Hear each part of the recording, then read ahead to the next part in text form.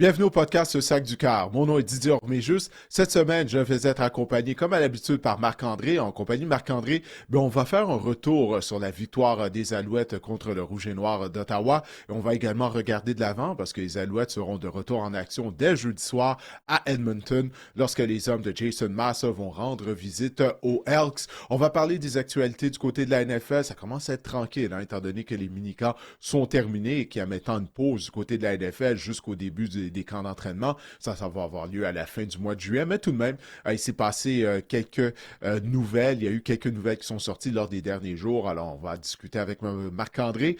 Et comme à l'habitude, Marc-André va terminer l'épisode en beauté avec sa chronique Fantasy Football. Alors, cet épisode du podcast, le Sac du Car, commence à l'instant. Guillaume, par la musique.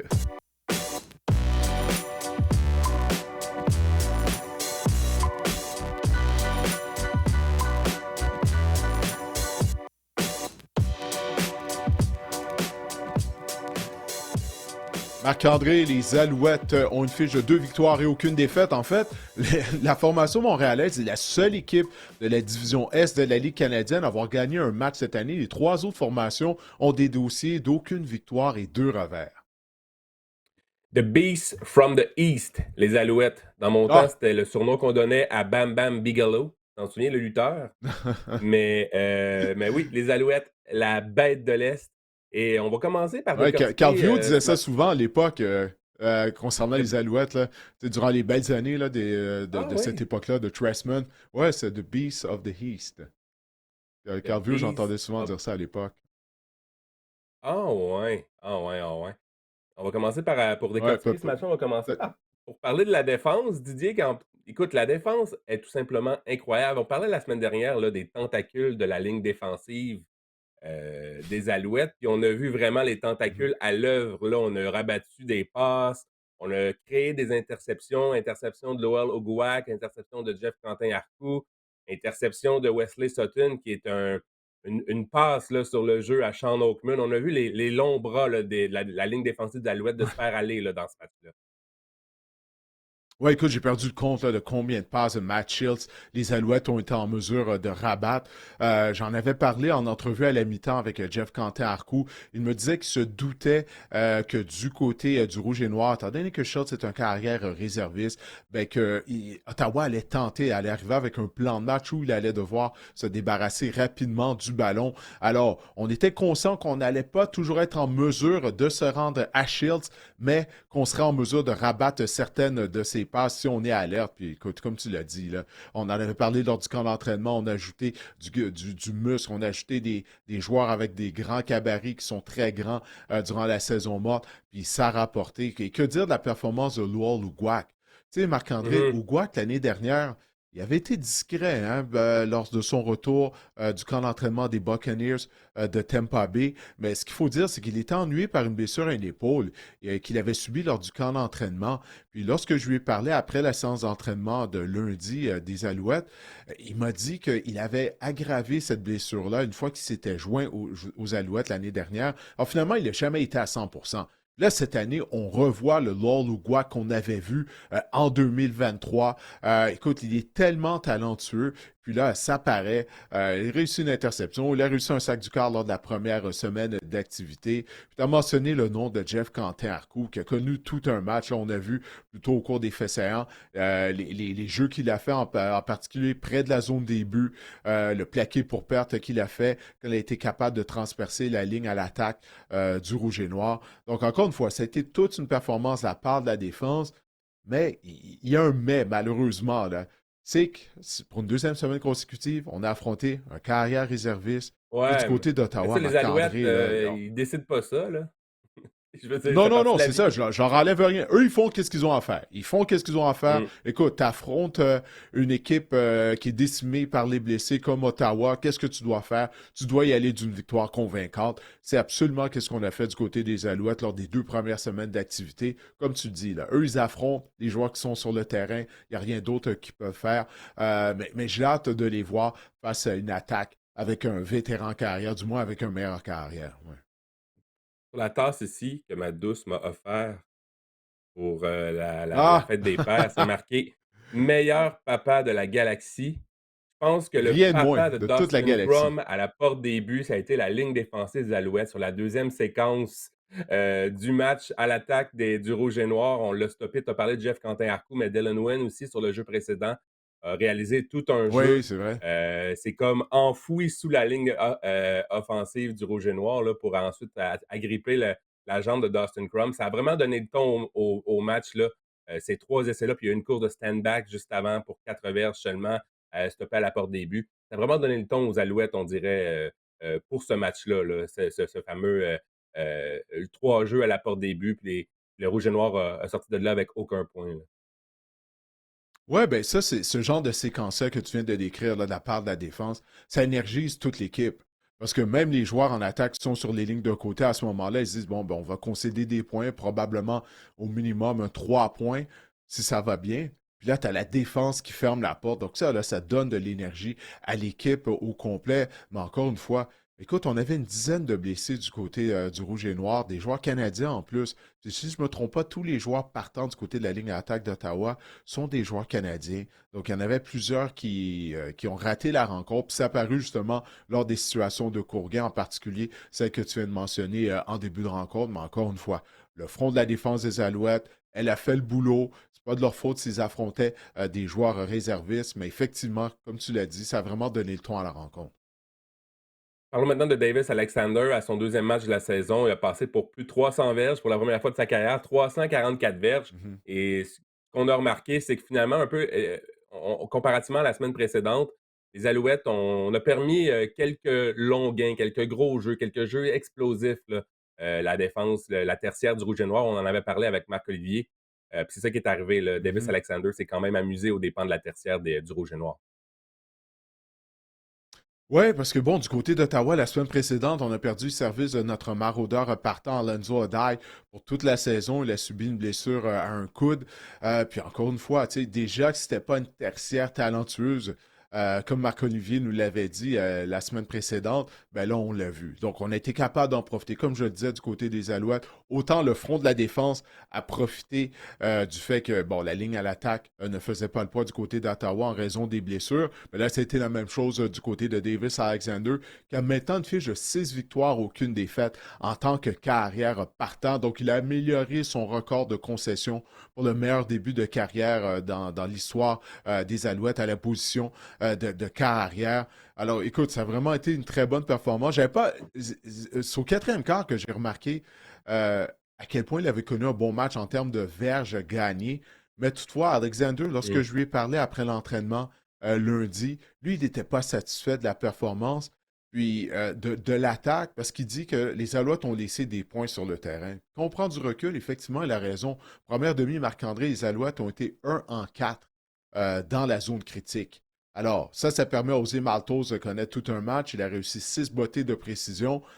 Mais bien que la victoire des Alouettes a été convaincante, ils auraient pu complètement mettre le match hors de portée d'Ottawa si ils avaient terminé leur séquence en première demi avec des touchés. Alors ça, c'est encourageant pour moi du côté de l'attaque montréalaise parce qu'il y a place à l'amélioration malgré la bonne performance en attaque et notamment celle de Davis Alexander avec ses 344 verges par la passe. Davis Alexander, 6-0, tu en as parlé. Le record de la NFL, pour ceux que ça intéresse, c'est 8-0 pour amorcer sa La Ligue carrière. Puis Danny canadienne, McManus. Oui, j'ai dit quoi? J'ai dit la la NFL? NFL. Pour Oui, vrai? oui, Ah, de la oui, Ligue ben ça canadienne, arrive, regarde. pardon. C'est On 8-0 commet tous pour ce amorcer sa lapsus-là. carrière. Danny McManus, c'était avec les Tiger Cats. Puis Bo Levi Mitchell également, 7-0 pour amorcer sa carrière. C'était avec les Stampeders. Il est maintenant, évidemment, avec les Tiger Cats. On veut parler maintenant de l'attaque au sol, Didier, qui a été quand même moins, je dirais, moins présente que la semaine dernière en termes de volume, mais qui a été tout aussi efficace. Je me souviens personnellement de quelques courses là, importantes de Sean Thomas Arlington en situation de court gain. Puis en fin de match, on est allé passer la mop avec Travis Tice. On a utilisé le jeu Ouais. au sol peut-être moins souvent, mais tout aussi efficace dans des moments opportuns. Ouais, ben, écoute, ça, c'est le coaching. Il faut s'ajuster à nos adversaires. Tu peux pas avec le même plan de match à chaque semaine, surtout lorsque la défense que tu affrontes ben, a une lacune au niveau de la tertiaire, comme on vient d'en parler il y a quelques instants, alors c'est sûr que le plan de match était un peu plus axé sur la passe comparativement à la semaine précédente. Puis également, Ottawa a un bon front défensif quand même. Mais oui, comme tu l'as si bien dit, une fois qu'on a eu l'avance, ben là, écoute, on était capable de protéger notre avance, d'écouler le temps, en fait, au quatrième quart avec Tice qui a connu un fort match. Il a été plus utilisé que Sean Thomas Erlington, mais Erlington s'est illustré avec des bons blocs là, en situation de passe par moment. Pierre Vacheval en avait parlé dans son analyse de la rencontre. Alors, le Joe Sol qui a trouvé une façon d'être productif au quatrième quart quand l'équipe en avait besoin afin de protéger l'avance. Ce que j'aime, c'est que si tu regardes le match de la première semaine contre Toronto, le match de la semaine dernière contre Ottawa, en attaque, on était en mesure d'être productif, mais de façon différente contre Toronto. Ça avait été le jeu au sol. Dès la première séquence, Sean Thomas Arlington a donné le ton. Cette fois-ci, ça a été par la passe. Après avoir eu un lent début de rencontre, comme je l'ai dit, on n'a pas été capable de terminer nos séquences avec des touchés, mais principalement, on a fait des dommages avec le jeu aérien. Alors, comme quoi que l'attaque des Alouettes, elle est polyvalente et elle a plus de robustesse avec la présence de Tom Arlington et de Tice dans le champ arrière comparativement à la saison dernière. Puis là, tu as Stevie Scott qu'on n'a pas encore vu cette année, lui Mhm. à 225 livres. Il est effectivement robuste. Donc ça, je crois que ça augure bien pour les Alouettes. Sont en mesure de rester en santé, puisque là, Nick Callender n'a pas joué la semaine dernière contre Ottawa. Il n'était pas présent lors de l'entraînement de lundi. Jason Moss nous a dit que dans le cas de Callender, il n'allait pas jouer également contre Edmonton jeudi soir. Il est toujours ennuyé par une blessure à un pied. Mais Des Holmes a fait du bon boulot. Jason Maas avait des bons commentaires. Il a dit qu'il a aimé sa performance. Il a démontré beaucoup de robustesse contre Ottawa. Et qu'au niveau de la protection, on a apporté des ajustements. À quelques reprises, on a envoyé les porteurs de ballon du côté de Holmes pour lui donner un coup de main. Alors ça, encore une fois, bon plan de match de la part de Jason Maas et des autres entraîneurs du côté de l'attaque.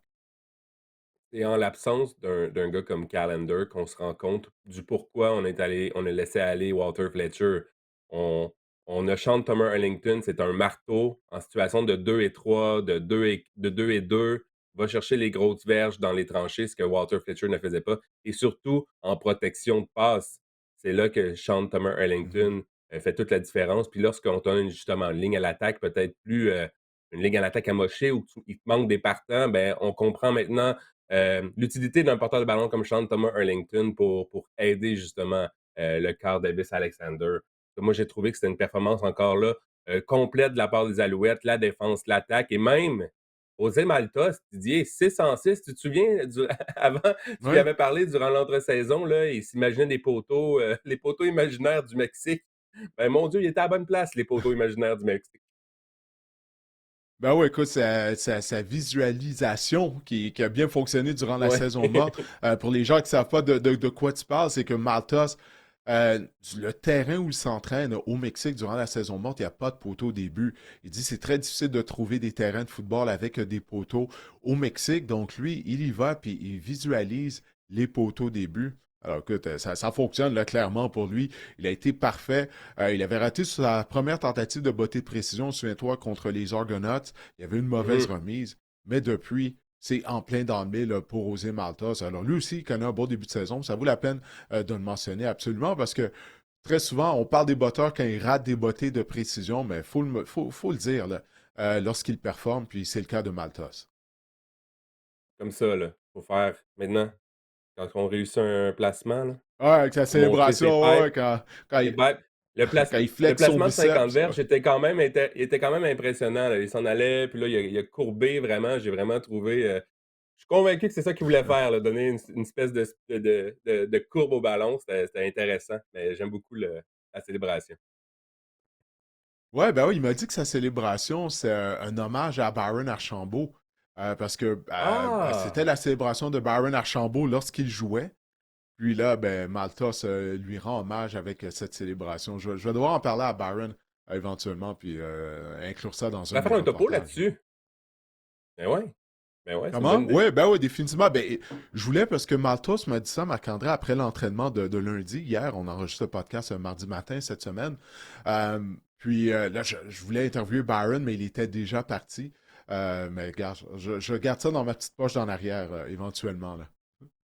Je suis convaincu qu'on a des images de Byron Archambault là, dans la Ligue canadienne qui, après un sac, fait ce genre de célébration-là. Le prochain match des Bon, Alouettes, on va devoir Didier, tu faire en as des parlé. recherches dans les archives. Exactement, exactement.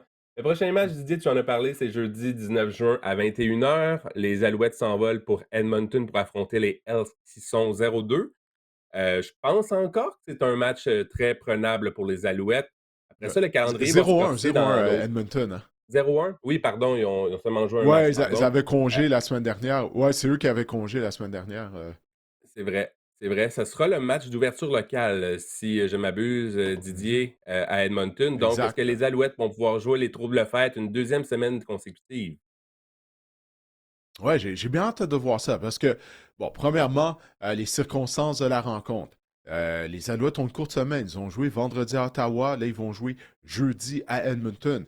Pendant ce temps-là, ben, les Elks, eux, ils avaient congé la semaine dernière. Donc, ils vont être frais et dispo. Alors que les Alouettes, ils vont juste avoir 2 entraînements cette semaine. Ils se sont entraînés lundi. Ils vont s'entraîner mardi. Puis après ça, comme tu l'as dit, ils prennent la direction mercredi d'Edmonton. Toutefois, ben, les Alouettes sont relativement en santé. Ça, c'est la bonne nouvelle, mis à part la blessure à Nick Carlander. Ça, c'est une bonne chose. Mais ce que Davis Alexander nous disait également, c'est qu'il n'y a pas beaucoup de bandes vidéo sur Edmonton, étant donné qu'ils ont juste joué un match. Alors ça, bon, ça ajoute un certain degré de difficulté à la préparation des Alouettes. Comme tu l'as dit, ça va être le premier match à domicile pour les Elks. Quoique, lors des dernières années, lors des 5 6 dernières années, il n'y a personne au Commonwealth Stadium, Marc-André. OK, c'est vide, c'est même triste. Parce que moi, je me souviens à l'époque où il y avait 30 35 000 personnes au Commonwealth Stadium. Puis en plus de ça, le Commonwealth Stadium, Marc-André, c'est un gros stade. Là. La capacité maximale est plus de 60 000 personnes. Quand il y a juste 15 000 personnes, on dirait qu'il y en a juste 5 000, OK? Donc, il n'y a pas vraiment d'avantage du terrain pour les Elks, du moins là, depuis 5 ans. Il n'y en a pas, étant donné que l'équipe a connu des ratés. Mais une chose que les Alouettes vont devoir gérer durant ce match-là, ce sont les courses de Trey Ford. Pas nécessairement ses courses, mais je veux dire, lorsqu'il se met à acheter du temps. Parce que Trey Ford, 2 3 fois par match, il va de jeux spectaculaires où il court pendant une quinzaine de secondes, il épuise complètement la défense adverse, puis là, il repère un receveur pour un gros jeu. Puis j'en ai parlé de ça avec Lowell Ouguac.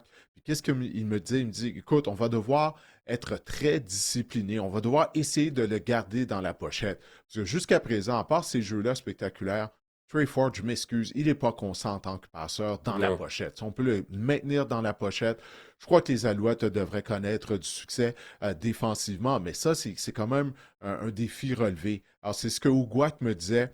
Il me dit, écoute, il dit, on ne peut pas être égoïste. T'sais, il dit, tu ne peux pas tricher puis essayer d'aller à l'intérieur pour récolter un sac. Si ta responsabilité, c'est de contenir, de rester à l'extérieur, ben, c'est ce que tu dois faire afin de garder Trey Ford dans la pochette. Alors, pour la ligne défensive qu'on a encensée à la suite de leur performance contre Toronto, contre Ottawa, avec raison, on a très bien joué, mais ça va être un défi différent parce que Nick Arbuckle et Matt Shields ne sont pas aussi mobiles que Trey Ford.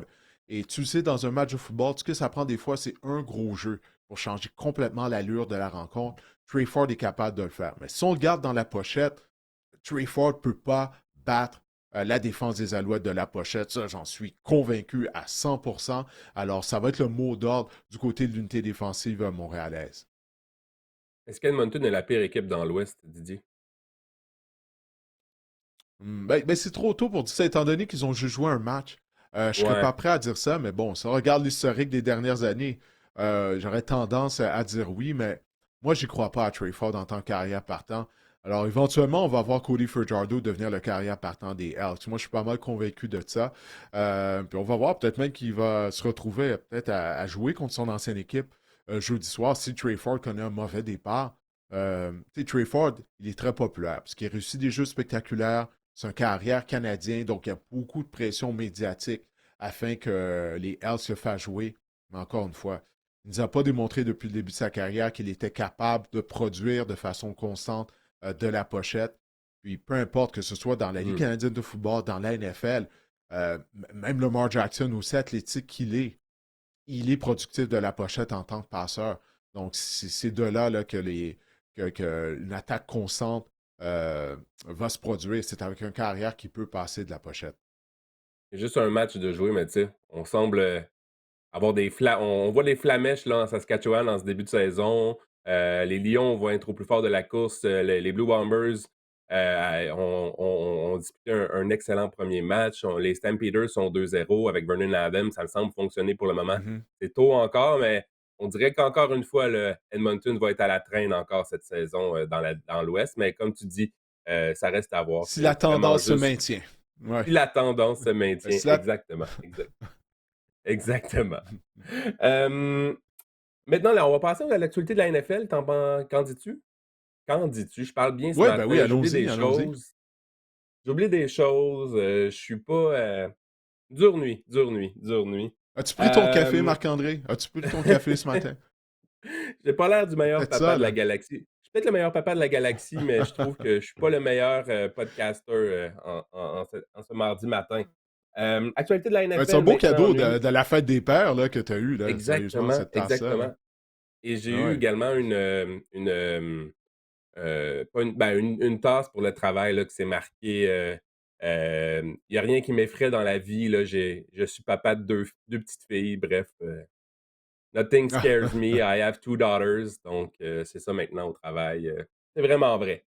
Ah, tout est à ton Heu, épreuve maintenant, ouais. exactement, exactement. Actualité de la NFL maintenant, ennuyé par une blessure à une épaule, le quart des Colts, Anthony Richardson n'aura pas à passer sur le bistouri. Richardson devrait être en mesure de prendre part au camp d'entraînement, Didier. Bon, hem, ben, écoute, on en a parlé un T'as peu pas la l'air semaine convaincu. dernière. Cette nouvelle-là te fait pas te sentir mieux hein, à l'endroit de Richardson.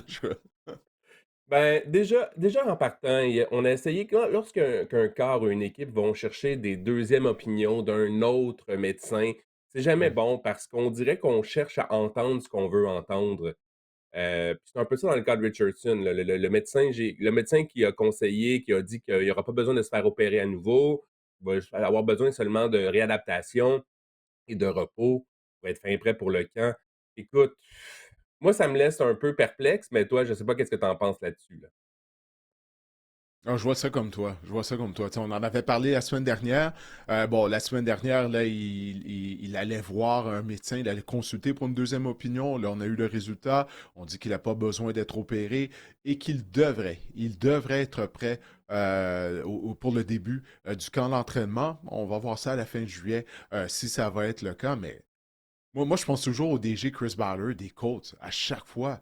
Parce que je trouve que Ballard fait du bon boulot en tant que DG. Ça fait 9 ans là, qu'il est là à Indianapolis. Le problème, c'est qu'il n'a jamais été capable de solutionner la position de carrière. Puis là, son plan B, c'est Daniel Jones. Daniel Jones est un vétéran, mais on sait, c'est pas un grand carrière. Puis bon, là, s'il obtient du temps de jeu, au moins, il va être mieux entouré qu'il l'a été à New York. Mais il ne faut pas oublier une chose, Marc-André. Daniel Jones, lui aussi, il a subi plusieurs blessures. Si je me souviens bien, il a déjà déchiré un de Mmh. ses ligaments croisés antérieurs, un genou. Il y a une de ses saisons qui s'est terminée en raison d'une blessure au cou. Donc ça, tu ne sais jamais si ça va revenir éventuellement.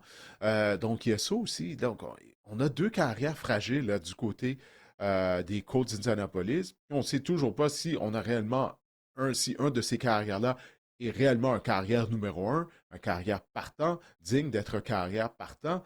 Alors, tout ça, ben, on va devoir suivre ça là, lorsque le camp d'entraînement des Colts va commencer. Est-ce que Richardson sera bel et bien en mesure de s'entraîner? Puis après ça, est-ce que son épaule va tenir le coup? Parce qu'il avait été opéré, c'était à la même épaule. C'est à son épaule droite, l'épaule à laquelle il lance ce ballon. Il avait été opéré il y a 2 ans, souviens-toi, lorsqu'il avait vu sa saison recrue être terminée. Alors, ça sent pas bon là, du côté des Colts en vue de la saison 2025 déjà, là, puis on est juste au mois de juin. En tout cas, personnellement, je trouve.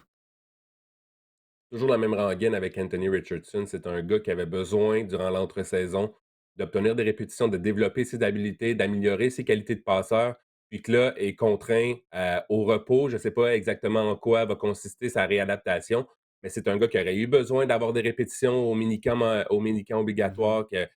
Bref, c'est ça. C'est un gars qui aurait eu besoin de s'entraîner, d'avoir des répétitions qu'il n'en aura probablement pas avant le camp d'entraînement. Puis ça, écoute, moi aussi, ça me laisse sur mon appétit parce que encore là, on en a parlé la semaine dernière, hein. Les Colts ont une bonne formation, ils ont des atouts, ils ont des armes en attaque, ils ont amélioré la défense. Je pense Ouais, un qu'ils ont nouveau une coordonnateur en division défense, ouais. exactement, puis ils ont une division quand même assez prenable, là, assez faible, à mon Ouais. avis. Tout ce que ça prend, c'est un corps arrière, puis, je pense justement, à cause de la position de corps arrière, je pense que les Colts ça va mener les Colts à niveler par le bas au lieu d'augmenter, disons, le niveau ou de passer à un niveau supérieur. Et ça fait près de 10 ans qu'on dit ça, hein. Souviens-toi, là, depuis la retraite d'Andrew Luck. Tu sais, on a essayé avec des vétérans, avec Philip Rivers, avec Matt Ryan. Je pense du groupe de tous les carrières qui ont succédé à Luck, je pense que Rivers avait été le meilleur. Tu sais, au moins, on avait participé aux éliminatoires avec lui. Puis il avait quand Mmh. même été productif. Mais en tout cas, on va suivre ça. On va devoir attendre au début du camp d'entraînement des Colts pour voir qu'est-ce qui va arriver avec Richardson, s'il sera en mesure de s'entraîner. Tu sais, quand tu te fais voler ton poste de partant par Joe Flacco, Didier Danville, là. Hmm. Hey, hey, hey, respect pour le joueur par excellence du Super Bowl 48. Oui, ça fait peut-être 12 Par ans de ça, mais quand même. par Joe Flacco passé 35 ans, là. Le Joe Flacco actuel, disons ça comme ça, ou des dernières années. C'est vrai qu'il a déjà été bon, par exemple. Oh, Un de mes ouais, je sais pas si amis, t'as vu. vas-y. J'allais dire, je sais pas si t'as vu Joe Flacco sur les réseaux sociaux, là. Il sonnait vraiment comme quelqu'un dans la quarantaine. Tu sais, il donnait son avis sur TikTok. Il comprenait pas pourquoi des adultes faisaient des danses sur TikTok et tout, là. En tout cas, j'avais trouvé ça très drôle. Il y a un de mes amis qui est un ardent partisan des Ravens de Baltimore, là, mon ami Marc-André, que je salue s'il nous écoute, qui dit toujours que Joe Ouais. Flacco, c'est le top 5 des bras de la ligue depuis 2008 qu'il nous dit ça. Joe Flacco, là, quand il arrive dans le match, même à 40 ans, il est comme: «Ah, c'est le top 5 bras, checkez ça». C'est plus un running gag que d'autres choses maintenant, là, mais bref, top 5 bras de la ligue, Ouais. c'est ça sa phrase. Ouais. Mais hey, malgré son âge, il est toujours capable quand même là, tu sais, de décocher des longues passes tu sais, avec doigté et précision. Ça, il l'a pas perdu. Ça, il est encore Mmh. capable de le faire. Tu sais. C'est quand Effectivement, même ça qui est effectivement. impressionnant. puis c'est une des raisons pourquoi il est toujours dans la ligue aussi. Là. Effectivement, effectivement. Sean Payton est comme ma blonde aime ça avoir 45 porteurs de ballon. Ma blonde aime ça avoir 45 items de la même chose pour pouvoir choisir. C'est comme une garde-robe, un porteur de ballon pour Sean Payton. Les Broncos ont signé J.K. Dobbins, qui se retrouve maintenant à batailler pour un poste avec, évidemment, R.J. Harvey, la recrue. On a Jalil McLaughlin, on a Audrey Castimé, on a maintenant J.K. Dobbins, on a même Tyler Biday qu'on a vu aussi l'année passée. Donc, J.K. Dobbins, Didier, avec les Broncos, qu'en penses-tu? Ouais, mais on avait besoin de la présence d'un porteur-ballon, de ballon un peu plus robuste que R.J. Harvey et McLaughlin. Je crois vraiment, parce que Harvey, il a un petit gabarit, il pèse tout juste un peu plus de 200 livres, il est très rapide, très explosif, choix au repêchage le printemps dernier. Donc, moi, je pense qu'il va avoir un rôle au sein de l'attaque, un peu à la Darren Sproles à l'époque, lorsque Sean Payton était l'entraîneur-chef des Saints de la Nouvelle-Orléans. On va sûrement l'utiliser dans de l'espace, sur des passes-pièges notamment. Mais tu avais besoin de quelqu'un qui va t'amener un élément de robustesse afin de courir à l'intérieur. Puis Dobbins va amener ça. Il a été productif l'année dernière avec les Chargers. Une des raisons pourquoi il était disponible, d'après ce que j'ai lu, c'est qu'il avait de hautes demandes salariales lorsque le marché des joueurs autonomes s'est ouvert. Même que les Chargers, apparemment, auraient voulu le remettre sous contrat, mais ses demandes étaient trop exigeantes. Alors, c'est une des raisons pour laquelle les Chargers, bon, sont allés dans une autre direction. Mais je pense qu'on avait besoin justement de l'ajout de ce type de porteur de ballon-là dans le charrière des Broncos de Denver. Tu as mentionné le nom de Audric Estimé. Je pense qu'il a été une déception l'année dernière. Sean Payton en parlant en bien lors du camp d'entraînement, mais lorsqu'on l'a utilisé, il n'avait pas vraiment été productif. Alors, Dobbins, je ne veux pas dire que c'est une valeur sûre, mais c'est un joueur qui est prouvé. Il a eu une bonne année l'année dernière, comme je le disais, malgré le fait une fois qu'il arrivait au niveau de la tertiaire, ouf, tu vois qu'il manquait de vitesse hein, après les Mhm. blessures au genou qu'il a subies. Mais quand même, c'est un bon porteur de ballon. Alors, je pense qu'on avait besoin de ça. Comme tu l'as dit, Sean Payton, il aime pouvoir miser sur plusieurs porteurs de ballon dans le champ arrière. Alors, ça en ajoute un de qualité au niveau de sa rotation maintenant. Je pense aussi que Dobbins vient de se placer devant Estimé, devant McLaughlin. Puis J.K. Dobbins, c'est un gars que j'adore, justement, qui a eu de nombreuses blessures graves là, dans sa carrière, puis qui en est toujours remis. Puis Mhm. l'année dernière, de le voir vraiment rebondir avec aplomb là, sur la scène, Parce qu'on se le cachera pas, c'était tellement un excellent porteur de ballon à Ohio State. On se demande même, s'il avait eu 2 genoux en santé durant toute sa carrière, quelle aurait été sa carrière. C'est le gars qu'on va se dire à la fin de sa carrière, là, qu'on va se dire s'il était demeuré en santé, ça aurait pu être un porteur de ballon dominant, un porteur de ballon élite selon moi dans la NFL. Ouais, ben, souviens-toi de son début de carrière avec les Ravens, ça avait très bien commencé, mais il s'était blessé. Donc, mais quand même, c'est vrai que tu fais bien de mentionner le fait qu'il revient toujours malgré les blessures. Il démontre beaucoup de détermination. Mais ça va être intéressant de suivre la bataille des porteurs de ballon durant le camp d'entraînement des Broncos, parce que comme on a appris durant le camp d'entraînement des Alouettes, à la conclusion du camp d'entraînement, tu sais, des fois, on Ouais. assume certaines choses, hein. On assumait que Walter Fletcher, ben, c'est lui le partant. Tu sais, puis après ça, les autres se battent pour des rôles de réservistes.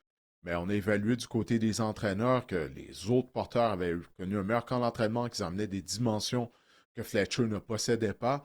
Alors, tu sais, c'est ça, là. Moi, je pense qu'estimer, c'est lui qui va peut-être écoper, mais il n'y a rien qui nous dit peut-être qu'il va connaître un excellent camp d'entraînement, comme ça a été le cas pour Shanta Arlington, puis qu'il va être en mesure de brouiller les cartes, qui sait. Donc, c'est une autre chose qu'on va suivre lorsque les camps d'entraînement commenceront.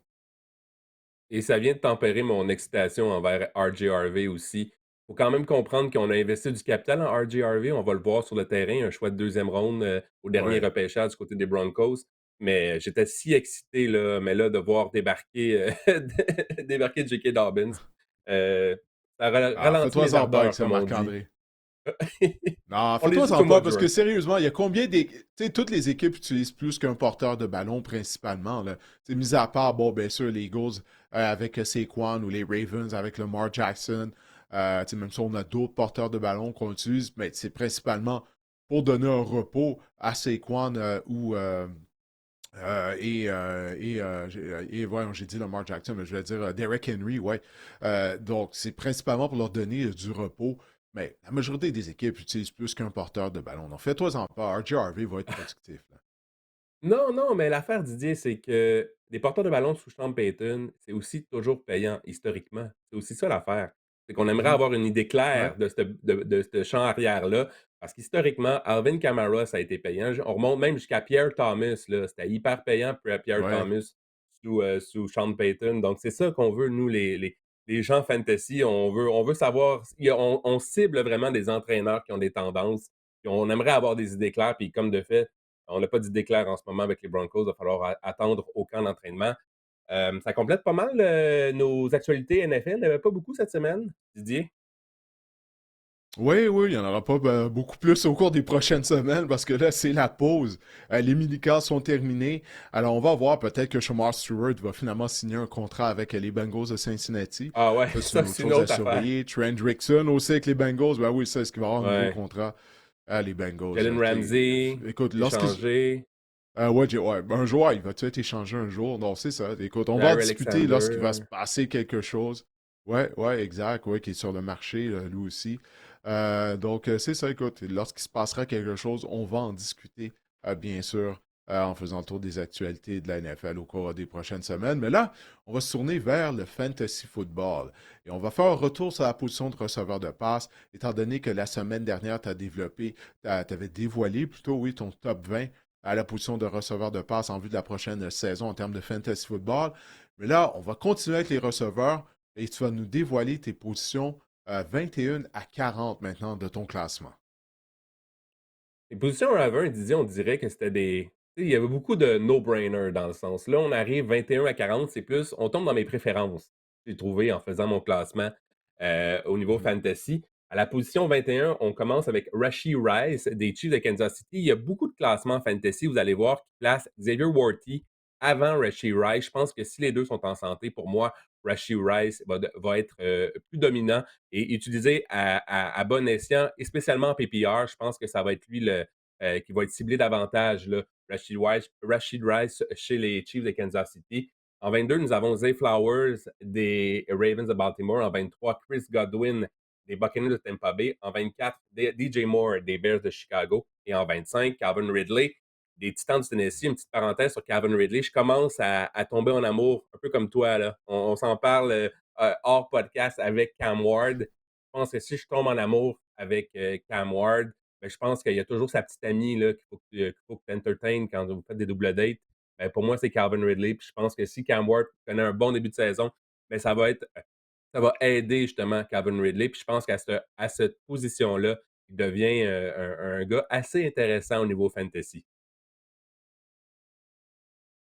Ouais, non, je suis bien d'accord avec toi. En tout cas, il a un beau carrière pour lui remettre le ballon. Juste hâte de voir, est-ce qu'il y a un joueur qui va s'élever à la position de receveur numéro 2 du côté des Titans du Tennessee à ce niveau-là? Tu sais, bon, il y a une raison pourquoi les Titans avaient le tout premier choix du repêchage.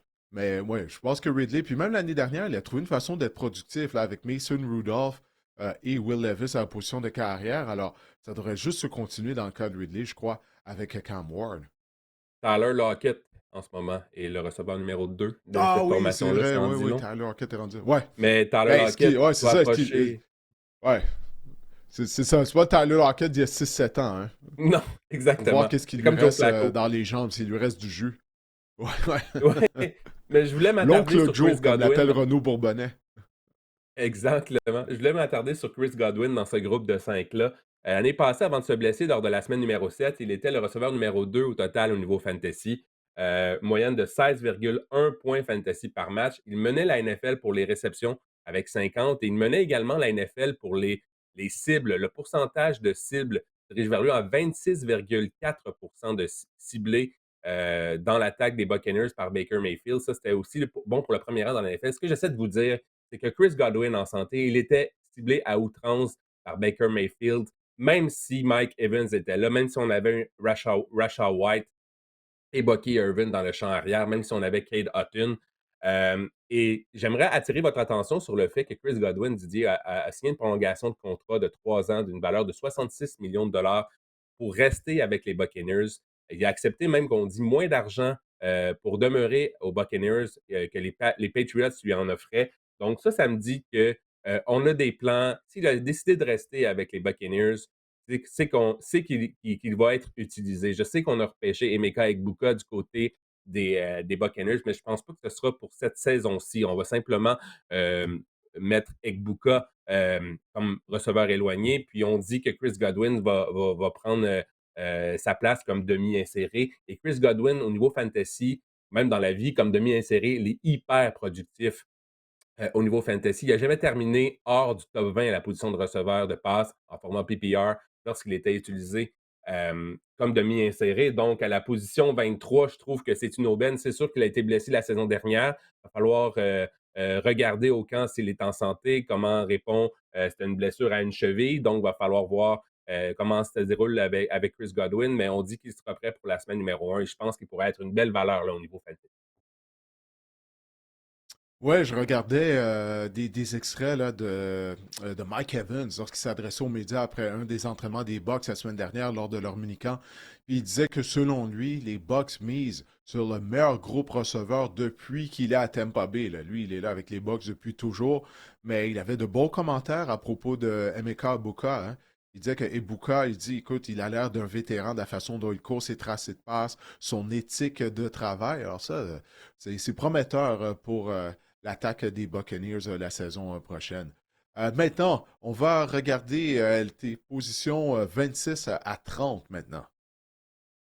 J'ai parlé de Jameson Williams déjà. Je pense que c'est un gars qui pourrait connaître la grande éclosion. C'est un choix quand même assez populaire là, d'éclosion au niveau fantasy cette saison. En 27, nous avons DK Metcalf. Je vais vous reparler de DK Metcalf dans quelques instants, mais je ne sais pas toi, Didier, je ne sais plus où mettre DK Metcalf. Personnellement, je l'avais dans un pool l'année passée, puis j'ai été déçu. Puis là, je me dis que c'est le Mhm. dernier receveur numéro 1 de ce groupe-là qui devrait avoir la plupart des cibles de Aaron Rodgers, mais c'est des cibles d'Aaron Il n'y Rodgers. a personne Mais je d'autre. vais en Il n'y a revenir. personne d'autre, C'est ça. Marc-André. Donc, mais je me dis, en tout cas, bref. Et en 28, je vais y revenir dans quelques instants.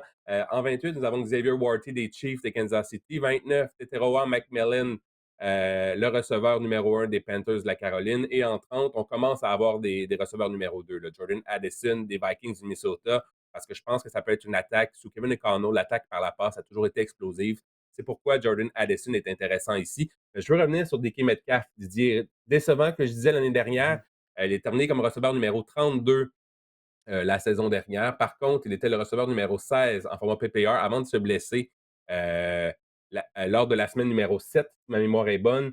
Il est le receveur numéro 1 incontesté des Steelers. Ça fait aucun doute. On dit qu'en ce moment, du côté des Steelers, on a même confirmé que le receveur numéro 2 en ce moment, c'est Calvin Austin. Ça vous en dit long sur l'attaque aérienne des Steelers. Maintenant, ce qui me fait peur, Didier, aussi, c'est la présence d'Arthur Smith. Arthur Smith, là, historiquement, toujours été un coordinateur offensif slash un entraîneur-chef avec les Falcons, dont les attaques aériennes étaient. euh, il n'a jamais été dans le top 20 pour les passes tentées depuis 2019, depuis qu'il est coordinateur offensif des Titans. L'année dernière, avec les Steelers étaient 28e pour les passes tentées dans la NFL. L'année précédente, les Falcons, 32, dernier rang pour les passes tentées dans la NFL. Et le receveur de passe numéro 1 sous les attaques dirigées par Arthur Smith n'a jamais terminé plus haut. En fait, ils ont terminé seulement une fois dans le top 12. C'était A.J. Brown avec les Titans il y a de ça en 2021. Mais pour le reste, c'est toujours été hors du top 20 à la position. Donc, moi, ça me fait extrêmement peur. Je pense que les Steelers, on va se tourner vers un jeu au sol. On a repêché un porteur de ballon assez haut dans le repêchage. On va se tourner vers un jeu au sol plus constant. Et justement, la qualité des passes. Aaron Rodgers, il lui reste quoi dans le réservoir? Je sais que DK Metcalf, l'équation est facile ici. On se dit qu'il va avoir toutes les cibles du monde dans l'attaque aérienne des Steelers, mais ça va être quel genre de cible? C'est ça qui me fait peur. Je l'ai mis au numéro 27, mais je pense que cette année, je ne pense pas le repêcher à ce rang-là. À moins qu'il traîne. Là. C'est toujours. Le fantasy, c'est surtout la valeur que tu peux avoir. S'il traîne dans un repêchage, peut-être que là, oui, DK Metcalf devient de valeur, puis je vais me retrouver avec lui.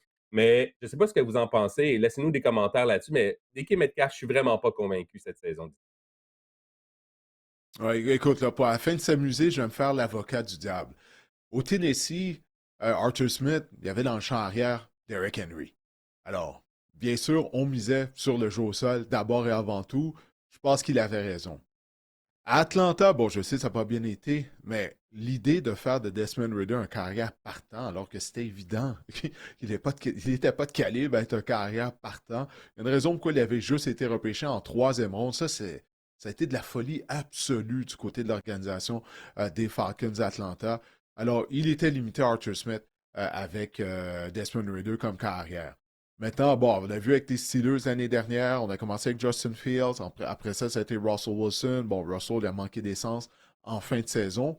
Mais tous les points que tu as apportés, il y a un journaliste qui pensait la même chose et puis qui a posé la question à Arthur Smith après un des entraînements de la semaine dernière dans le cadre du mini-camp des Steelers de Pittsburgh. Puis j'ai aimé la réponse d'Arthur Smith, Marc-André, parce qu'il a dit, ben écoutez, on n'a pas mis sous contrat Aaron Rodgers et on n'a pas transigé pour DK Metcalf afin de courir avec le ballon. Il a dit, faut s'ajuster au personnel qu'on a. Il dit, le personnel qu'on a maintenant est différent de celui de l'année dernière. Alors, il dit, les jeux que je vais employer, mes stratégies, ben, vont refléter ça et elles vont être différentes. Alors ça, quand j'entends ça de la part d'Arthur Smith, je dis, OK, il y a de l'espoir.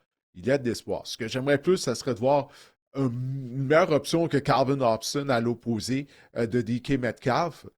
Mais écoute, on va voir qu'est-ce que ça va donner avec Rodgers. Je sais que les gens qui couvrent les activités quotidiennes des Steelers, juste durant le mini-camp de la semaine dernière, en voyant Aaron Rodgers lancer le ballon, il disait qu'il avait encore un bras. On va voir qu'est-ce que ça va donner. Mais eux, ils disaient, comparativement à tous les carrières qu'ils ont vus là, depuis la fin de l'ère de Ben Roethlisberger, ils disent que c'est le meilleur bras qu'ils ont vu à des entraînements des Steelers. Mais encore une fois, on n'arrête pas de répéter, on est juste au mois de juin, on va voir qu'est-ce que ça va donner. Et tu as vu d'ailleurs, une petite parenthèse, que Kyle Shanahan a dit des camps d'entraînement, des journalistes là, qui prenaient les pourcentages de passes complétées des carrières et tout. Il a dit honnêtement, Non, je n'ai pas vu qu'est-ce il qu'il a, a dit, j'ai pas entendu qu'est-ce il a qu'il a quand il a dit. quand même été fâché par un journaliste qui lui a posé une question sur le pourcentage de passes complétées de Brock Purdy ou des quarts aussi, ça. Il dit honnêtement, vous ne devriez pas comptabiliser ça parce qu'on essaie des choses, puis c'est normal. Si le corps arrière cherche à monter ses statistiques au mini-camp, puis il fait pas ce que je lui demande pour pas avoir d'interception, de passe complétée, ben, je vais être fâché. Fait que vraiment, ne pas tenir compte, zéro, là, 0 puis une barre. Il était vraiment fâché qu'on lui parle de statistiques de quart de porteur de ballon au camp d'entraînement. Ben, Bref, c'est ça. Ça pour dire que exactement. Et faut pas, faut rien il a prendre pour raison. acquis là. Exactement. Ouais, mais il a raison, parce que tu sais pas, tu sais, on connaît pas la situation. Tu sais, des fois, la carrière, justement, c'est des entraînements. Ce ne sont pas des matchs. Donc, il va essayer des choses. Tu sais, il va tenter certaines passes, voir, OK, est-ce que je suis en mesure de compléter cette passe-là dans cette situation-là, face à cette couverture-là? Il faut qu'il l'essaye Il peut durant lancer en les double entraînements. couverture C'est pas, volontairement, là, tu sais. ben oui, c'est ça. Est-ce que mon receveur va être capable d'aller chercher le ballon? Tu sais, il essaie de développer de la Mhm. chimie avec son receveur de passe. Est-ce que je peux lui faire confiance pour attraper les passes s'il est doublé ou les attraper 50-50, les attraper contestés? Donc, Kyle Shanahan a vraiment raison là-dessus. Là. C'est complètement ridicule là, lorsque je vois les tweets qui passent sur les statistiques des carrières durant les entraînements. Moi, c'est une des raisons pour laquelle, lors du camp d'entraînement des Alouettes à Saint-Jérôme, il y a eu des entraînements où Davis Alexander avait été victime de plusieurs interceptions, là, de deux, trois interceptions, peut-être même jusqu'à quatre. Puis moi, j'ai même pas rapporté ça. J'en ai pas parlé en ondes. J'ai pas tweeté ça là-dessus parce que, justement, ce sont des entraînements. Je ne sais pas qu'est-ce qu'on essaie d'accomplir. Une autre chose, durant les entraînements, la défense adverse, elle connaît les jeux de l'attaque, surtout lorsqu'elle pratique à tous les jours contre cette attaque-là. Donc là, les demi-défensifs, ils trichent, là, eux, ils se payent la traite, ils réussissent une interception, mais si c'était dans un match, la défense adverse, elle ne serait pas aussi familière avec l'attaque. Donc, il y a tous ces facteurs-là à prendre en considération. Et Kyle Shanahan a absolument raison, là, de commencer de prendre note des statistiques des joueurs durant les entraînements. C'est tout à fait loufoque. Ça démontre comment certaines personnes qui couvrent le football, ben, connaissent pas grand-chose concernant le sport, le sport du football en particulier. Si on revient aux Steelers, Didier, moi, je pense encore qu'on garde la place toute chaude là, pour le receveur numéro 2 pour un Keenan Allen ou un Murray Cooper du côté des Steelers, selon moi. Selon moi. Ah, c'est possible. Ben oui, ben, ils sont toujours disponibles sur le marché. Puis, des vétérans comme ça, ils n'ont pas le goût de participer au camp d'entraînement. Donc, peut-être qu'on va les mettre Et sous ce serait une contrat lorsqu'ils vont juste amélioration. rester une semaine. Oui, ben ouais, définitivement, je crois que oui, là. Absolument. Mais non, non, je suis certain que les Steelers vont finir par mettre sous contrat un receveur de passe éventuellement avant le début de la saison régulière, là. Un des receveurs qui est présentement sur le marché. En 31 maintenant, on va poursuivre. Nous avons Devontae Smith et les Eagles de Philadelphie, un receveur numéro 2 également, dans une attaque assez diversifiée. C'est pour ça qu'il se retrouve à cette position, Devontae Smith. Je préfère Addison justement parce que je pense que l'attaque aérienne des Vikings va avoir plus d'opportunités que Devontae Smith qui devra euh, batailler justement pour des touchés. Surtout, là, on parle de toucher ici avec Jalen Hurts, avec Saquon Barkley, avec A.J. Brown. On est quand même assez pacté du niveau à l'attaque du côté des Eagles. En 32, nous avons Travis Hunter qui il est en train vraiment d'augmenter faire augmenter sa valeur là, au niveau fantasy, puisqu'il est utilisé presque uniquement comme receveur de passe qu'on dit au camp des Jaguars de Jacksonville. Ça, c'est intéressant. En 33, nous avons Chris Olave. Olave, c'est vraiment une valeur. Ça va être une valeur incroyable au niveau dans vos repêchages fantasy. Le problème, c'est qu'on aimerait ça qu'il soit en santé. C'est ça la grande question. Hmm. Je suis pas mal convaincu qu'il est à une autre commotion de manger ses céréales avec une paille. Là. Fait que c'est vraiment, Non, non, c'est vraiment dis pas problématique. ça. On peut pas se moquer comme ça de commotion. En plus, lui, il en avait eu deux, quoi, en moins d'un mois. Ouais, Tu sais, c'est. Écoute, là, parce qu'après ça, t'es prêt avec ça pour rester de tes jours, là, tu sais, là. ouais. C'est quand même quelque chose de sérieux, là. Je voulais faire je voulais, je voulais mettre une image. Là. Mais ça pour dire que Chris Ouais, Olave, non, non, je comprends, mais pour quelqu'un comme moi, tu sais, Chris, qui a joué au football, puis des fois, euh, tu sais, j'ai des craintes, là, tu sais, pour quand je vais être plus vieux, là, mhm, tu sais, ça va être quoi, là, au niveau cognitif, tu sais, parce que tu entends des histoires, là, de gens qui ont joué au football, pas nécessairement des gens qui ont joué 15 ans professionnellement, là, mais, tu sais, tous les coups que tu as eus, que ce soit à l'école secondaire, au niveau collégial, au niveau universitaire, tu sais, ça s'accumule. Puis en plus, moi, j'ai joué à une époque où tu étais étourdi, tu prenais deux, trois jeux de répit ou peut-être une séquence, puis après ça, on te renvoyait sur le terrain parce qu'à ce moment-là, on n'en savait pas autant qu'on en sait aujourd'hui au niveau des commotions cérébrales. Tu sais, il y a une grande amélioration qui s'est faite à ce niveau-là. Mais c'est ça, tu sais pas qu'est-ce que l'avenir te réserve à ce niveau-là. Puis c'est quelque chose c'est ben, qui fait peur d'une certaine façon. Là, tu sais. Puis pour un joueur comme Olavé, très talentueux, Écoute, là, il est toujours en début de carrière, si on peut dire, là, d'avoir subi ces deux commotions-là. Puis je sais pas si tu t'en souviens, là, les deux fois, là, ouf, il était resté au sol, puis il bougeait pas. Ça a été des collisions violentes.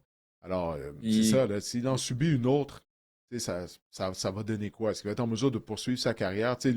C'est un peu comme toi. À chaque fois qu'on voit Tua se faire frapper, on retient ah notre ouais. souffle, on dit, ouf, est-ce qu'il va se relever? Ben là, au lavé, en tout cas, moi, pour moi, quand je vais le voir jouer cette saison, ça va être un peu la même sensation que je vais avoir à toutes les fois qu'il va se faire frapper solidement. Mais moi, ces gens-là, ça me fascine, Didier, à quel point, tu sais, toi, là, on dit: «Est-ce que tu vas revenir?» parce que, tu sais, ces gars-là ne font que penser pour le football.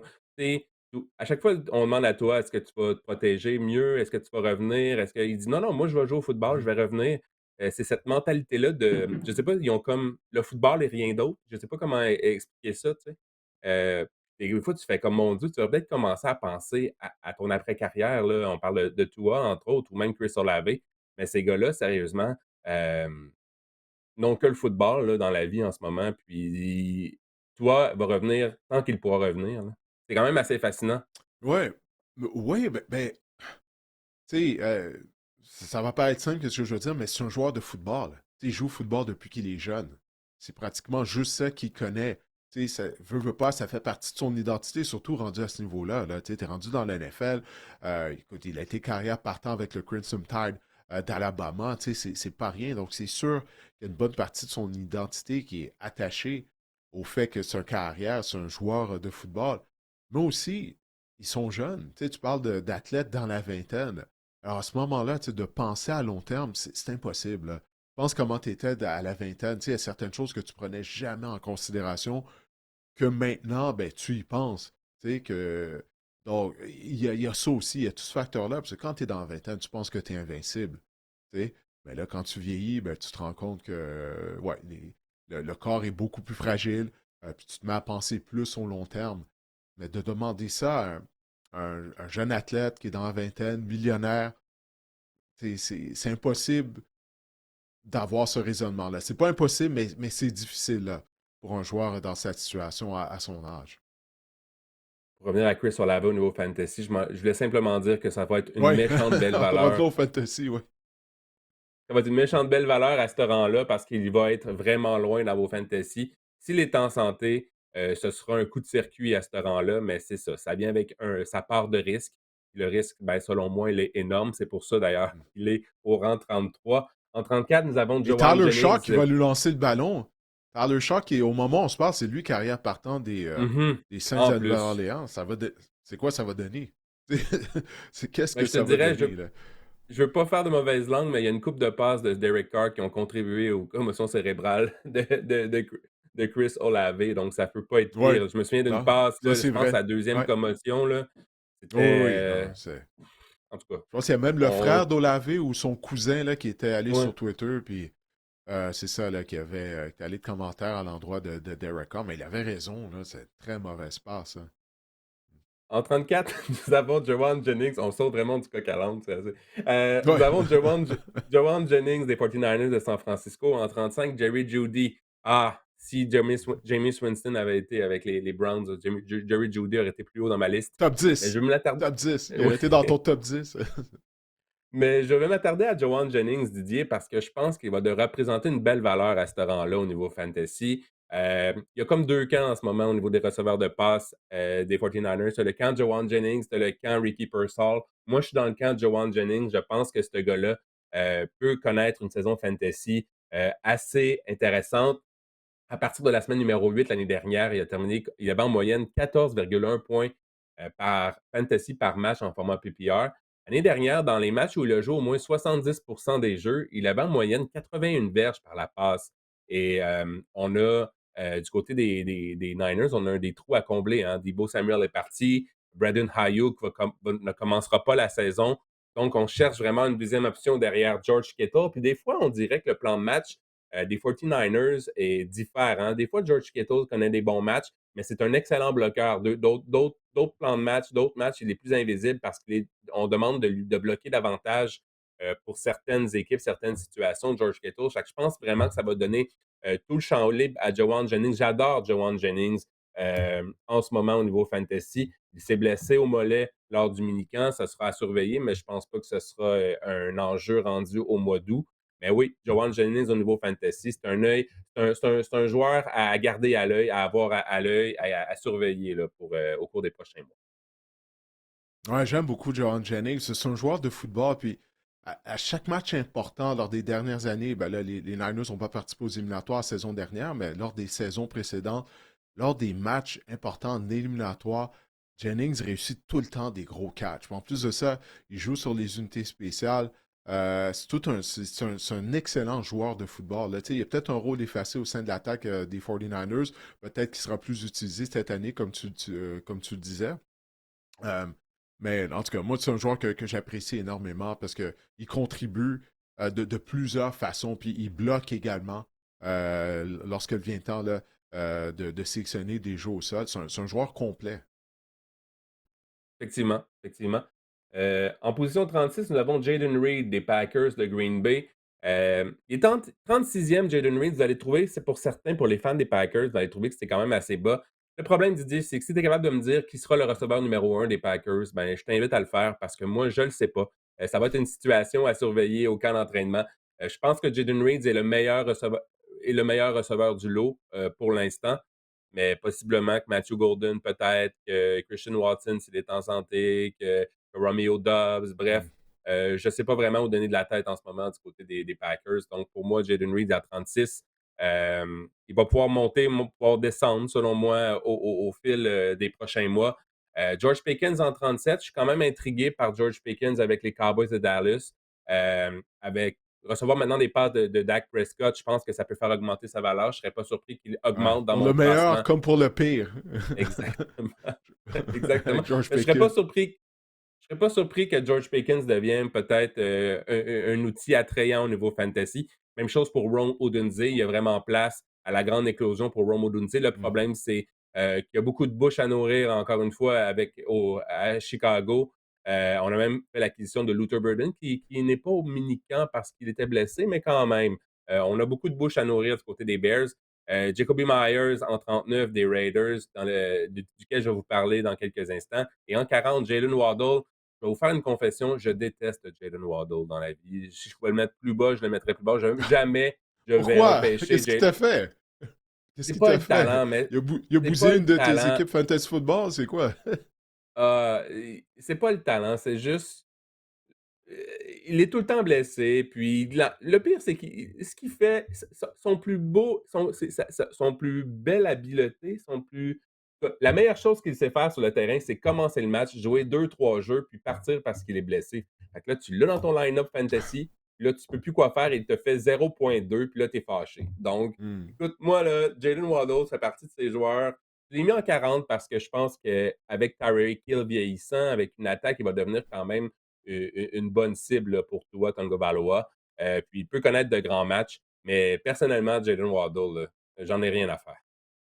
Ouais, ben écoute, tu viens de mentionner le nom de Tyreek Hill. Je ne sais pas si tu as vu, au cours du week-end, il a participé à une compétition d'athlétisme. Tu sais, la semaine dernière, on parlait du fait qu'il avait perdu 14 livres. Il a couru le 100 Mhm. mètres en 10 secondes et 15 centièmes. Ah ben Tu sais, ouais. c'est pas rien, Ah ouais. là. Je veux dire, ouais, c'est ça, il a gagné la finale en 10-15. En tout cas, tu sais, on se posait la question, là, est-ce que sa perte de poids, Ouais. ça va l'aider? Visiblement, on dirait que oui, là. Oui. Puis je voulais m'attarder en terminant sur Jacoby Myers, qui est toujours un peu le Oui. mal-aimé dans le cercle fantasy, mais ça demeure un receveur quand même assez productif. Receveur numéro 20 l'année dernière pour les points par match, ça, c'est plus que plusieurs receveurs de passe que vous avez repêchés avant lui, ça c'est certain. Là, entre la semaine numéro 3 et la semaine numéro 18, il a été ciblé au moins 9 fois en moyenne par match. Ça, c'est vraiment. Il fait partie de l'un des 13 receveurs de passe qui a été ciblé autant de fois entre ces semaines-là.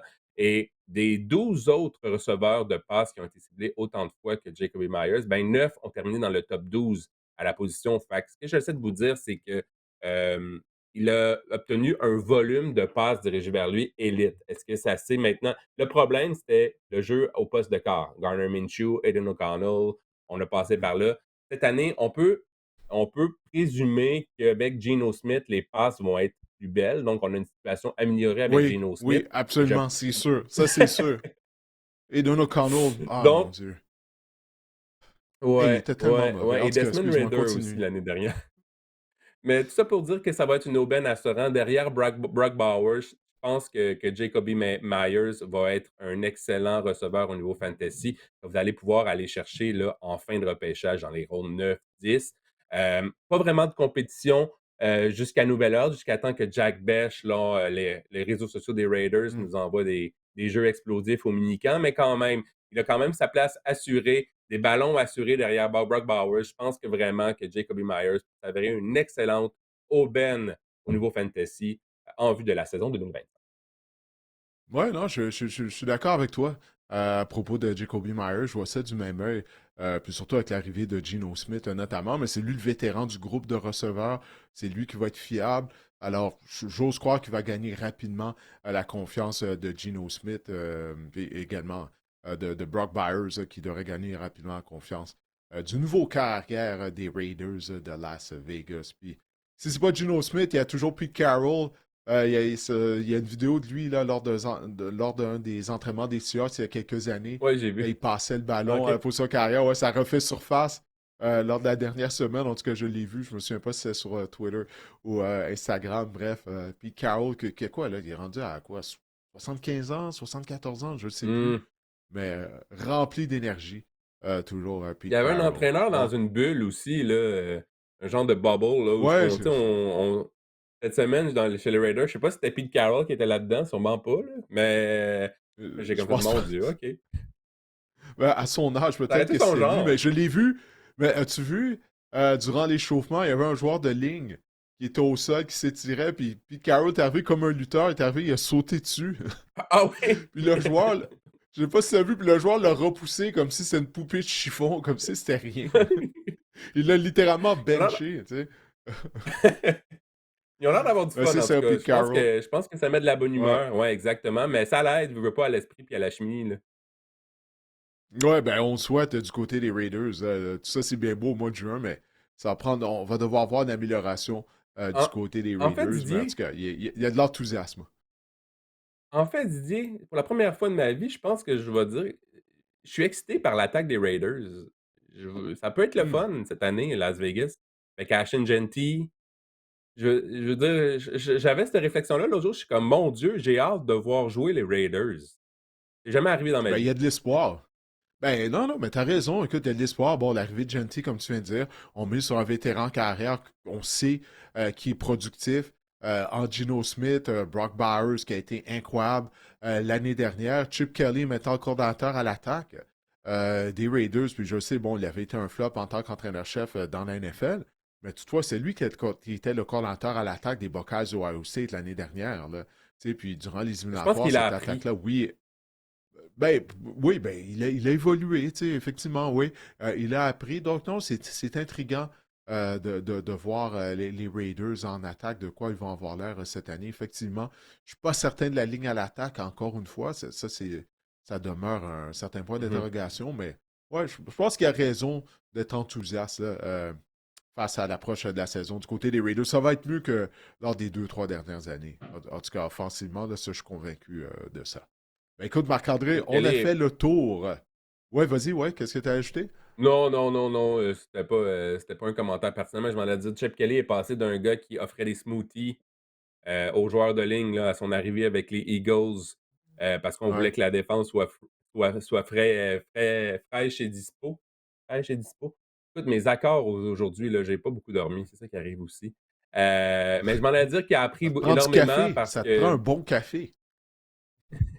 mais il a appris énormément. Il s'est rendu compte que son attaque, tu sais, sans caucus, rapide, là, c'est à cadence élevée, ben, ça ne marchait pas dans la NFL. Je pense qu'il s'est ajusté, puis je pense qu'il devient vraiment, il était convoité, là, Chip Kelly, au niveau de la NFL.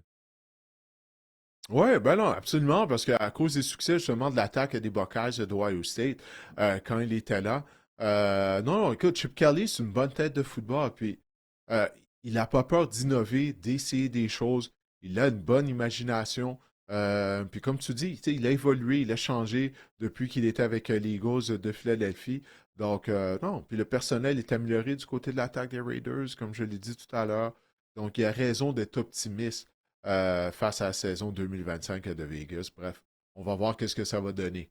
Bon, ben écoute, Marc-André, je te remercie pour ta contribution à l'épisode du podcast. On espère bien sûr que cet épisode vous a plu. On sera de retour la semaine prochaine. On va avoir une invitée la semaine prochaine, très intéressante. On a enregistré cette entrevue il y a quelques jours. Et puis, bon, ça va faire partie de l'épisode de la semaine prochaine. Puis on va voir est-ce que les Alouettes pourront commencer la saison avec un dossier de 3-0. On rappelle qu'ils seront en action vendredi soir à 21h à Edmonton contre les Elks. Alors, je vous souhaite de passer une bonne semaine, puis je remercie Guillaume, oui, bien sûr, sans qui rien ne serait possible. Alors, passez une bonne semaine et on se reparle.